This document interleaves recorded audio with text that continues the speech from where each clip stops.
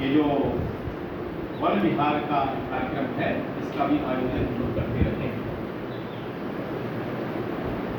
आज हम लोग मानते हैं कि वनों में औषधि पर्याप्त मात्रा में मिलती है, हमको जानकारी चाहिए। बहुत सारे लोगों को लगता है कि भाई ये जो देश है इसमें अभी भी बहुत सारे लोग उनको पठन पाठन से कोई मतलब नहीं है कि वन विहार के नाम पर वनों में भी पूजा करते हैं, पीपल का पूजा करते हैं, केले का पूजा करते हैं, बरगद का पूजा करते हैं, तुलसी माता का पूजा करते हैं।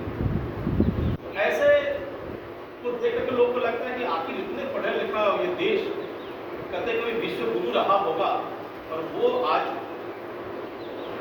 तुलसी माता और ये फिर गंगा माता ऐसे लोगों को पूजा कर रहे हैं। एक बार बाहर का जो विदेशी महान लोग आए थे घूमते हुए तो उन्होंने देखा कि यहाँ के भारत के लोग ये तुलसी माता को जल दे रहे हैं। पूछे कि ये क्या कर रहे हैं, तो बोले कि जो हमारी माता है वो माता। तो कहा हाँ हमारे यहाँ तुलसी माता है, गंगा माता है, गौ माता है। तो बोला कि भाई आप इतने अंधविश्वास है कि भाई इनको माता का संज्ञा दे रहे तुलसी माता है। लेकिन वो बाहर से आया था, वहाँ के भारत के संस्कृति को जानता नहीं था। तो क्या कितनी आस्था है कि पूजा पाठ में आप भी देखते होंगे कि तुलसी का पत्ता वो अनिवार्य रूप से रखा जाता है। तो वो जो बाहर का व्यक्ति था बोला कि भाई ये हम आप जिसको मान रहे हैं माता है तो तुलसी का जो पौधा था वो बायां हाथ से ही उखाड़ फेंका हुआ। बोले ये माता में ये ताकत होती उसकी कुछ रोक सकती, हम तो बायां से उखाड़ फेंक दिया। ये तुलसी माता कैसे? लेकिन वन में रहने वाले जो वनवासी लोग थे बड़ा सीधा सपट व्यक्ति बोले कुछ हुआ, देखा कुछ हुआ नहीं ना हुआ, क्यों ऐसा पूजा कर? यही है वन में रहते हैं, यही आपका सब कुछ। नहीं आगे भी चलिए घुमाते हुए आगे ले गए। वनवासी बहुत अंदर से साफ सुथरा होते, पूरे दूर पर वो जब गए तो एक और पौधा था उसको भी प्रणाम किया वनवासी लोग। बोला ये क्या? तो इसको हम लोग पिताजी कहते हैं। पिताजी हाँ पिताजी। तो वो बायां हाथ से उखड़े नहीं, दाहिने हाथ से नहीं। वो जो व्यक्ति था वो दोनों हाथ से पूरा झाड़ी को पकड़ के उखाड़ने का प्रयास किया, फिर भी उखड़ा नहीं।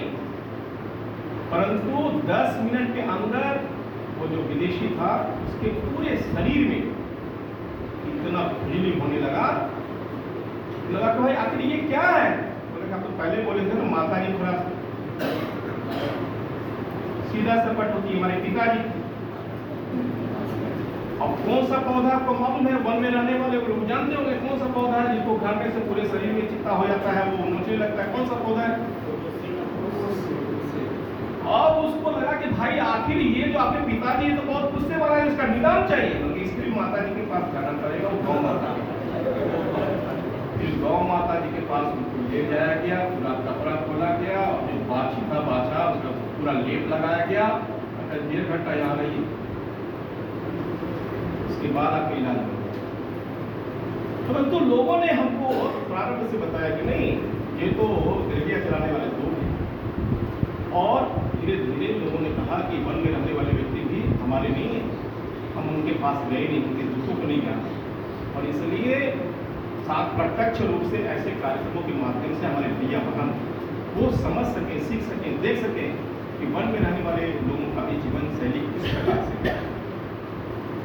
ग्राम विकास का नाम से भी हम लोग कार्यक्रम करते रहते हैं। गांव में भी हमारे भैया बहन खास करके नगरों में जो रहने वाले हैं वो ग्रामीण क्षेत्र के बारे में जानते नहीं, तो वहां प्रत्यक्ष रूप से जाकर के देखे।